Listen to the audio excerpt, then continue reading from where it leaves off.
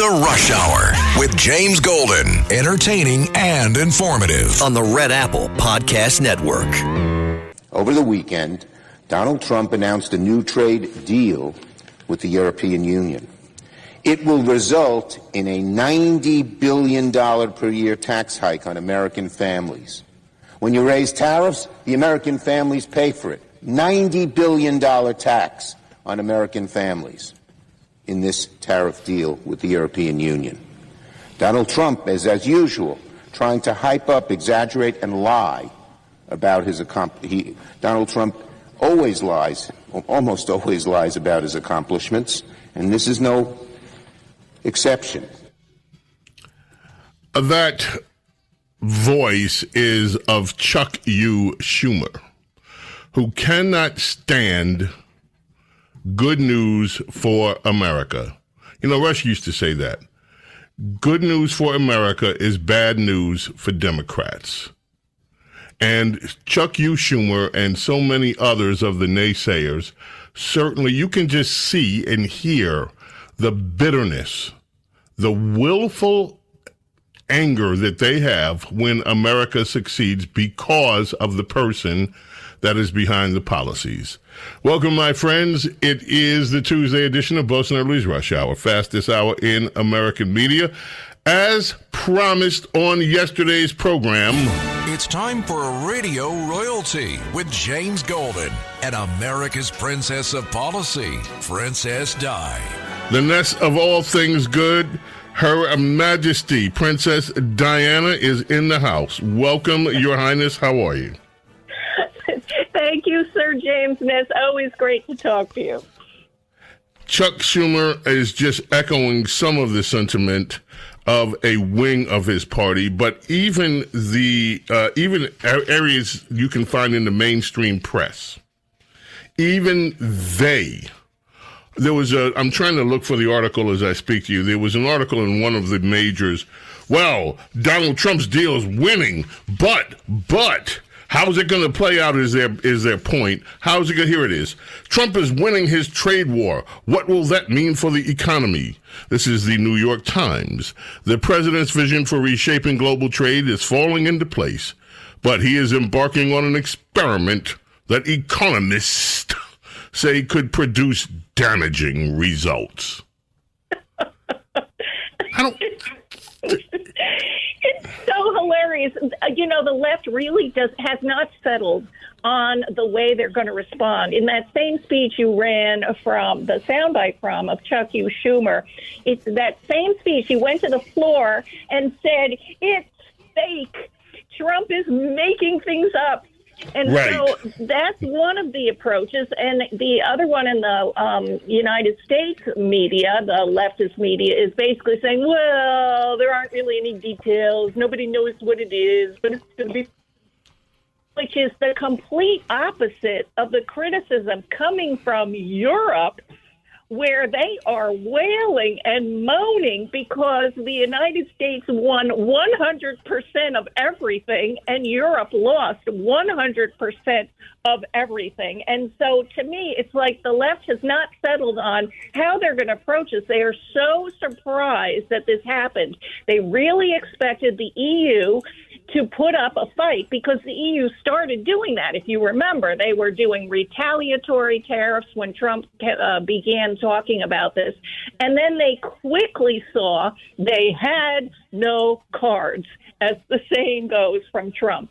And so as it got closer to the 1st of August, which is Friday, and Trump had basically said, you're going to have 30% tariffs on everything, they became desperate in the EU to fix that. And so it turned out, like Japan, they were so happy to get 15% tariffs, where they started out basically not wanting a single additional percentage of tariffs.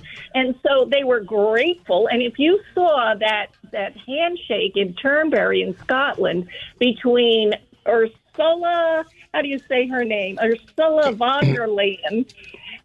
She was just giddy like a schoolgirl, and there you had her shaking hands on Trump's turf with the apex predator himself, where he had done everything and she had gotten nothing.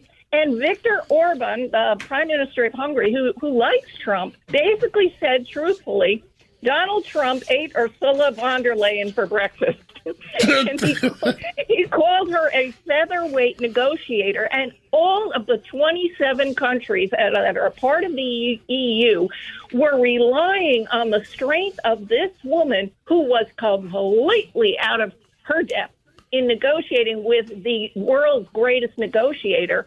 And so you have 27 countries who are now, determined by her to have to pay tariffs to do business in the United States. And they cannot afford this.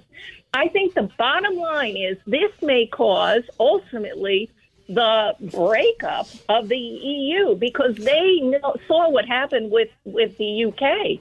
The UK got a 10% deal because they were able to negotiate just on their own with the UK and America. So all these other countries will wish they could do their own negotiations, like Italy wanted to do their own negotiation with Trump, but they were stuck being part of this EU system, and now they have to live with it.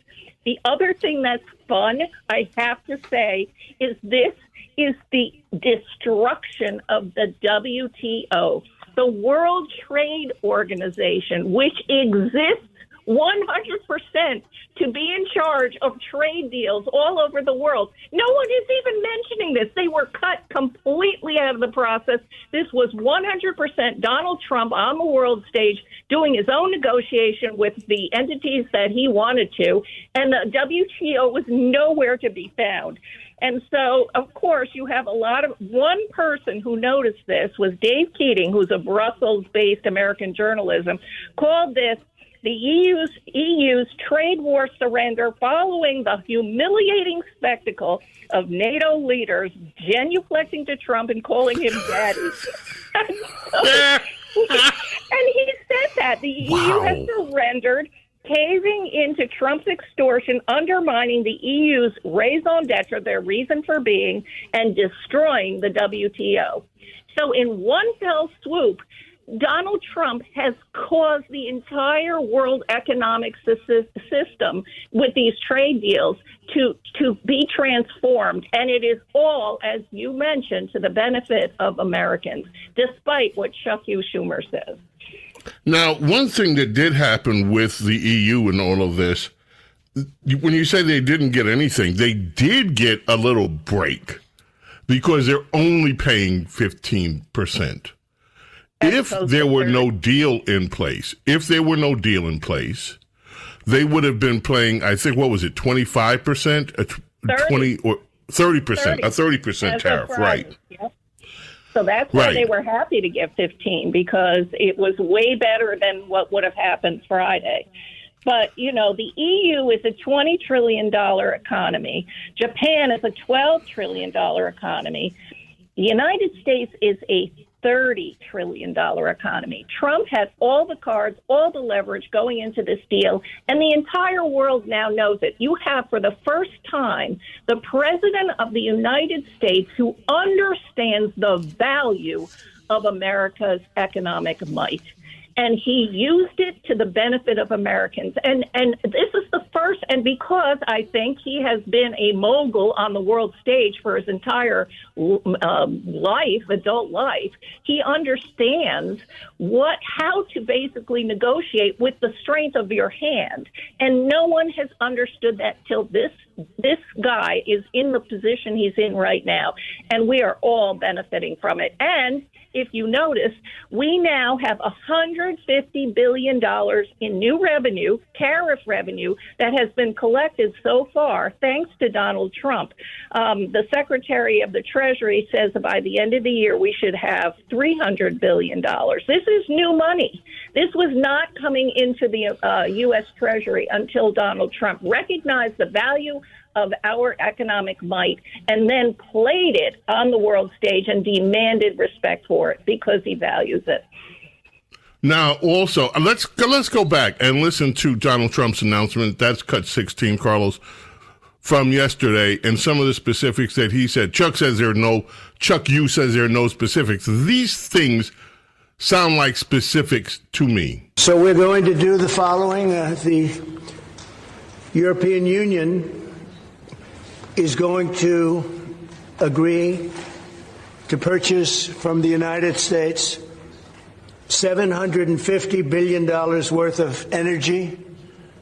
$750 billion worth of energy. They are going to agree to invest into the United States $600 billion more than they're investing already. So they're investing a large amount of money. You know what that amount of money is. It's very substantial, but they're going to invest an additional $600 billion. They're agreeing to open up their countries to trade at zero tariff. So that's a very big factor. Opening up. Hold it right there. Hold it right there. Every country in the EU is now open. In some cases, American exporters have been shut out. They can't sell agriculture in some of these places. They can't sell vehicles. They can't sell products. Right. Meanwhile, the United States has been open, and we accept products from almost every. You can find anything in America from anywhere if you look hard enough. We've had open markets, and this is the same with Japan. This is the same with some of these other nations. With India, that deal is not talked about. India is the largest population in the world. Yet Americans couldn't sell vehicles over there. We couldn't sell so many things. And now, at least from what I understand, as that trade is going along, the Indian market is now open to Americans for business. Diana, this stuff is huge. It is huge. Now, India has not been settled. They're looking to have 20 to 25% as of now. So that has not been fully negotiated yet. But, believe it or not, the problem countries are going to be Mexico and Canada, who aren't even, Trump is completely ignoring them. And right now, you've got 35% coming onto Mexico and 30% coming onto Canada, tariffs. And there's nothing they can do about it. This happens Friday. So the economic repercussions for the deals that he is making and the deals that the people didn't get on the program that is going to be huge going forward, starting Friday. This is going to be amazing to see. Now, one of the things that I'm looking forward to, by the way, is what happens with American exporters. It's hard to believe that for all these years that we accepted things the way that they were. Right. And right now, even this is a experiment, and it could produce damaging results. Like what? What damages are coming from allowing Americans to trade where we were not trading before? And of course, I heard one of these guys said, you heard Chuck Schumer echo this, that this is all taxes on the American people. But there's a big difference there. With goods, you have a vote. You don't have to buy goods that you consider to be too expensive. You can buy something else. So this idea that somehow this is some kind of mandatory tax is ludicrous. Well, it's the religion of the economic experts. It has been for decades that tariffs are a tax. That's why Chuck Schumer says that. And it leads to trade wars, and it always leads to inflation. And you will have these people repeating this. In fact, Jerome Powell is repeating. That's why he won't lower interest rates. He is certain. He is absolutely certain, because the entire expert class determined this, that this is going to lead to inflation. It doesn't matter that there's zero evidence for it. Trump put on tariffs in his first term. There was no inflation. There's no inflation so far, and he's been tariffing people up the wazoo for months now, and it's not happening. It doesn't matter. It's a religious belief with these people, and so it doesn't matter that it hasn't happened. It's going to any minute. And so fortunately, the reality is starting to take hold, and the public is seeing the truth. I love it. Stay right there, Princess Di. We've got some other things we want to speak with you about. Keep it right there. Don't go away. The Rush Hour with James Golden on the Red Apple Podcast Network.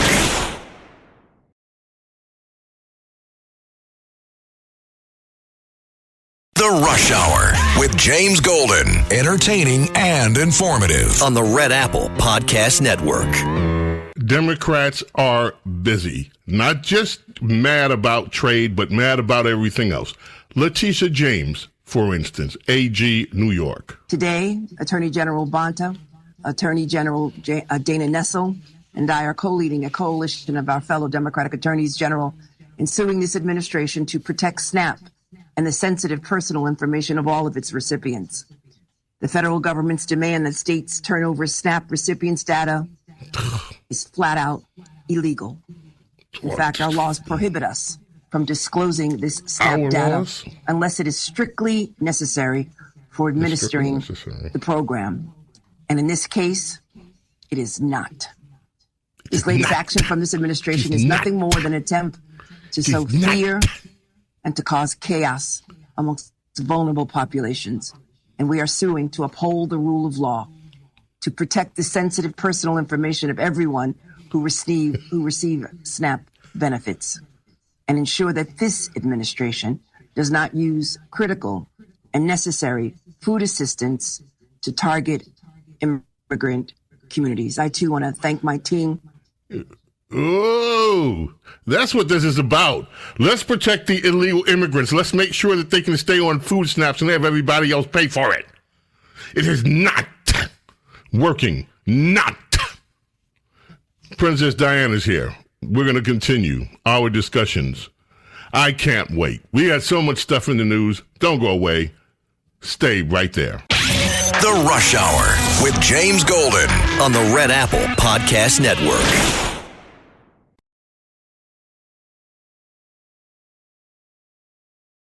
The Rush Hour with James Golden. Entertaining and informative on the Red Apple Podcast Network.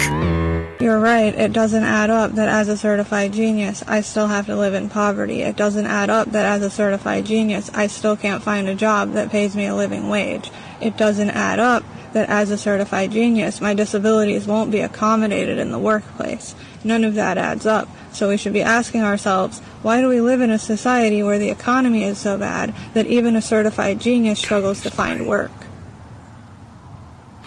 The majority of the United States is living in poverty. And no one should have to live in poverty. I was crying in the pizza restaurant with my boyfriend. He's my husband now. I'm not going to call him. I feel weird about that. He's my boyfriend. And I'm just crying. I just start crying because I realize how incompetent I am trying to start my rebellion on here. Another genius. For those of you who know, I've been trying to start a rebellion. And I'm just like, but I'm like, it's not exactly my fault. It's like all these things coming up, this repressed energy, like my anger, my absolute anger. You get what I mean? No, I don't. No, you don't. You don't get what I mean. I've been screaming to a phone for the past 2 years, not going anywhere because I'm incompetent and I don't know how to lead a rebellion, and nobody will help me. It's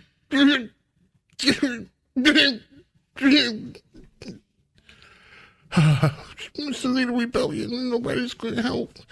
And I'm a genius. I'm a genius, but I'm poor. I don't know what's wrong.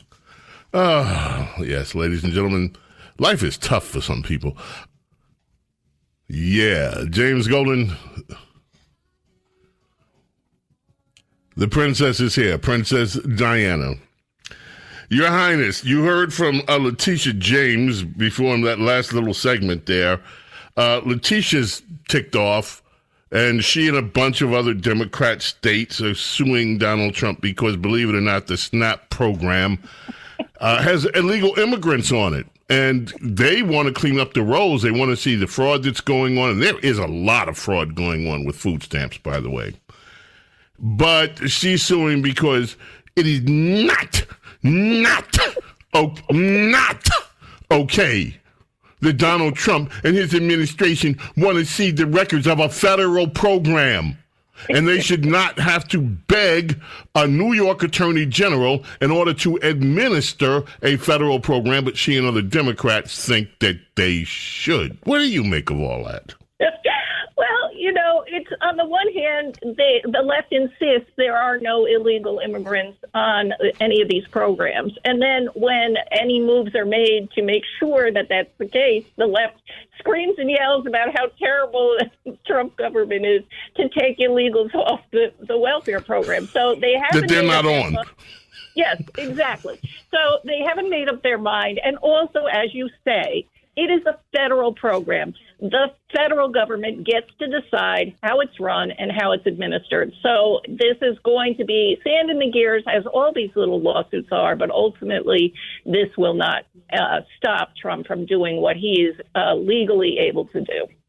Yeah, in California and other of the other coalition of states are suing over the Planned Parenthood defunding in the BBB. You have that judge in Boston who's doing her best to keep that genocide factory open, and now California and some of the others. California will continue to lead as the reproductive freedom state. You know what? Fine. But don't use federal dollars to do it. Let me ask you a little Ebonic. Let me ask you something, Princess. I thought this Hyde Amendment thing prohibited federal dollars from being spent on the religion of the left, of the abortion religion. I thought that somehow or another I keep remembering. Hyde Amendment. Yep. Well, does it? Used to be in effect, and then, it depends what administration is in charge. And during the Biden administration, it was completely ignored, 100%. And on this judge deciding that this is a class action suit kind of thing, that she has a national injunction.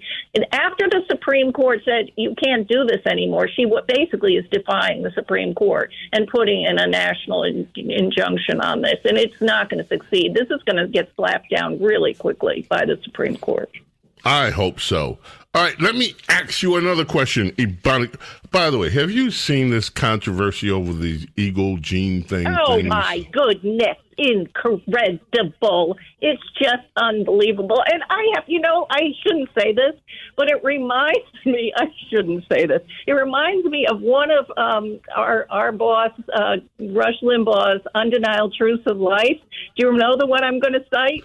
34. Feminism was established to allow unattractive women access to the mainstream of society. And I can't help to have noticed that the people who are most angry about this ad of this beautiful young woman tend to be in the category of unattractive. I shouldn't say that out loud, but I have noticed that.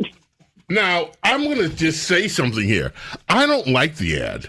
I think the ad was unnecessarily, but I don't care because I don't care about American Eagle jeans. I'm never going to fit my fat ass in American Eagle jeans. I don't buy them. I don't wear them. They're probably just women's jeans anyway. I don't know whether men buy these things or not.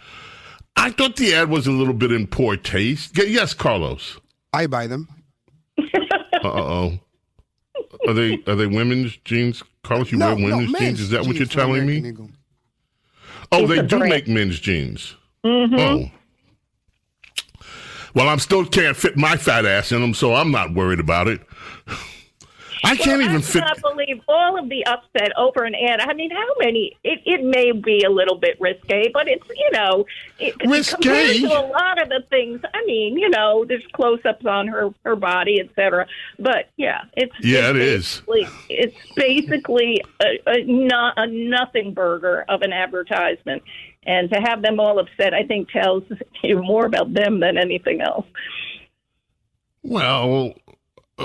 Carlos, play cut 9. Let's just play it. Let's just play it. Did American Eagle just run an ad for eugenics? Genes are passed down from parents to offspring, often determining traits like hair color, personality, and even eye color. My genes are blue. Sydney Sweeney, Casper Keynes. Totally just talking about denim, right? Just a blonde-haired, blue-eyed woman explaining how her good genes gave her personality and purity. I mean, are we really going to pretend that this isn't a little fashy-coded? Look, I'm not saying that Sydney Sweeney personally wrote this ad to revive the Third Reich, But American Eagle absolutely knew what they were doing here. You don't get to drop lines about inherited traits, blue eyes, and great genes while zooming in on somebody that could have walked straight off of a Nazi propaganda poster and expect people not to catch that reference. Good genes used to mean racial purity in fascist circles, and now it's just denim marketing. We are watching fascist aesthetics sneak back into pop culture through fashion ads, trad wife influencers, and yes, now blue jeans. If you think this was an innocent ad, you have not been paying attention. They're going to have a rough 3.5 years, aren't they? Oh, my heavens. Oh, okay. Okay, let me move on. I'm sorry, it's taking me a minute. Okay, the EPA. We have Lee Zeldin. Princess, I want you to comment on this, please. Mr. Lee Zeldin, I love the job he's doing over at the EPA. He had this announcement today. EPA is proposing to rescind the 2009 Obama EPA endangerment finding to eliminate all of the greenhouse gas emissions regulations that followed, including electric vehicle mandates, which amounts to $1 trillion worth of savings. And on top of it, that much hated start-stop technology, EPA is also proposing to eliminate that off-cycle credit that incentivized it. As you just mentioned, if finalized, this amounts to the largest deregulatory action in the history of the United States, thanks to President Trump, the Trump mandate, and the American people. Is this a big deal, Princess? Oh, my goodness, it is. And I had not heard about this. This just happened today. And I had not heard about it until you sent me the article. I am so excited. I mean, it harkens back to the 2007 Supreme Court ruling that said that the EPA has the authority to regulate CO2 and methane and the other greenhouse gases as air pollutants under the Clean Air Act. And so basically from that point on, every time you exhale, you are creating air pollution because you're exhaling CO2. And the percentage of the atmosphere that is, one of those things that makes up the Earth is CO2, and the cycle of trees that take in CO2 and put out oxygen. I mean, it's part of creation. So that was a really ridiculous ruling. And so now the proposal is to remove the endangerment finding that the EPA put in after that Supreme Court ruling, and then to challenge that ruling. And I think with the new Supreme Court, I think they have a good chance of actually getting rid of that, which would be marvelous.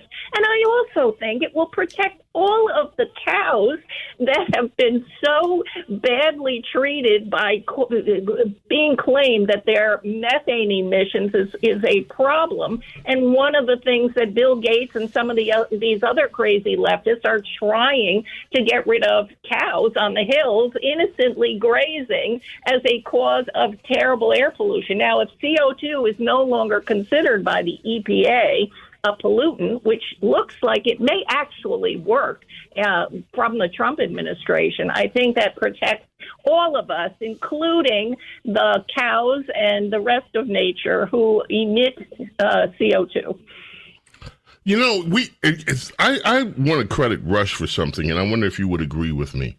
You look at the way that up north, Canada, look at the way that the entire European Union has gone after this man is responsible for all of the ills with the climate. The climate is on a disaster zone, and man is responsible for it.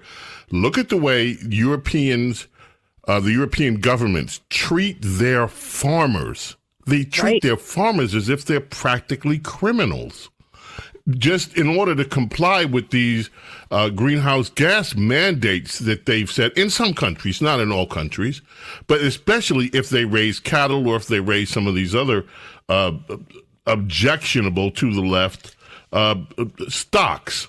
So I think the reason that America never fully bought into this global warming hoax was because of Rush.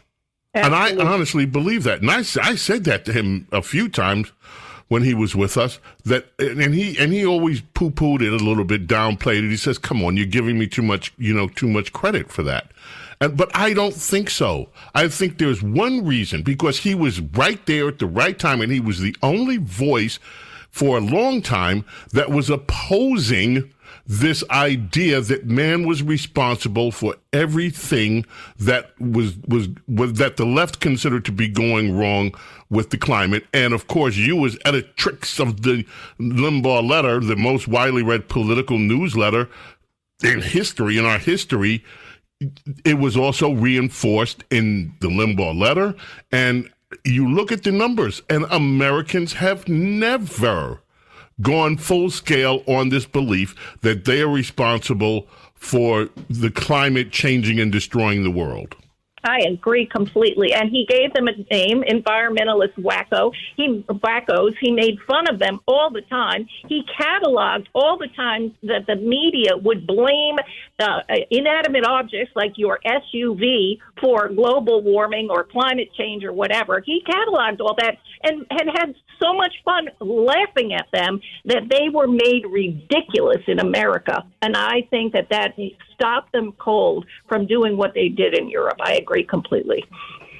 Yeah, so now if we get this, now they still have had their victories, and part of their victories are these mandates, like the electric car mandates that California is going to fight. Like, well, they may not be fighting it anymore because they don't like Elon anymore, but the electric car mandates and some of these other things, so this whole Green New scam that Biden and the Democrat Party used as a massive multi-trillion-dollar slush fund.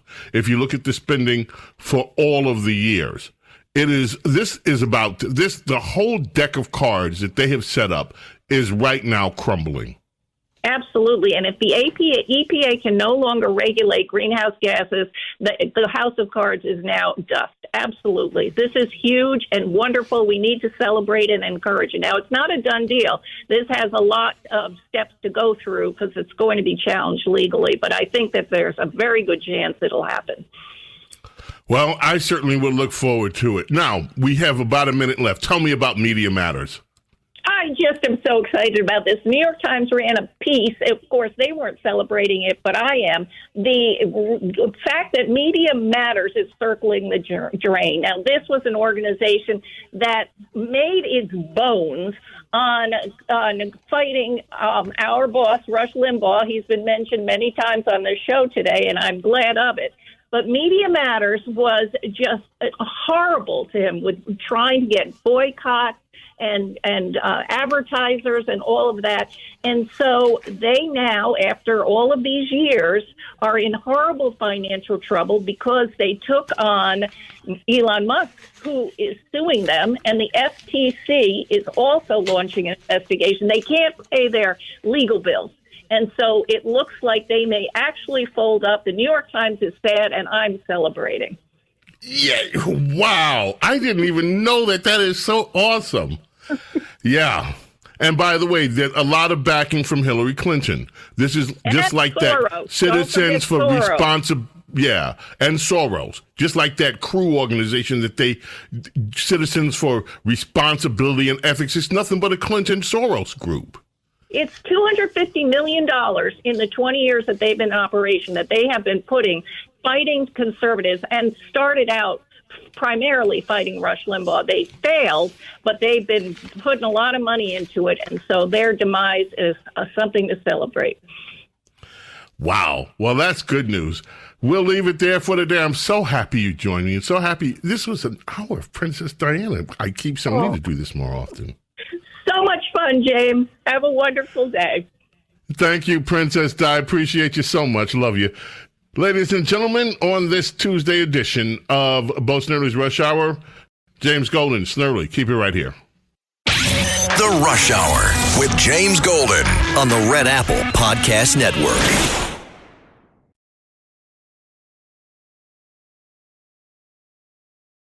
The Rush Hour with James Golden. Entertaining and informative. On the Red Apple Podcast Network. Hi, this is Senator Alex Padilla here in Boyle Heights, just outside of downtown Los Angeles, in one of LA's most iconic, historic, and vibrant neighborhoods typically. But ever since Trump's ICE raids really began in earnest in early June, you've seen not just a drop in foot traffic, pedestrian activity here in the community, but all the business owners here have seen a significant drop in business. A lot of their customers too afraid to come out and shop, too afraid to come out and eat. Like it's a cheese by the auto here in Boyle Heights. So for folks who are wondering what they can do to push back, what they can do to counter this Trump crackdown, you can protest with your wallet. Come support a small business, immigrant-owned business in these diverse communities as part of our pushback. Good idea. Great idea. Hey, every illegal immigrant in Los Angeles, come out. Go to restaurants. Go to Home Depots, Lowe's even. Come on, push back. We got to get ready to go.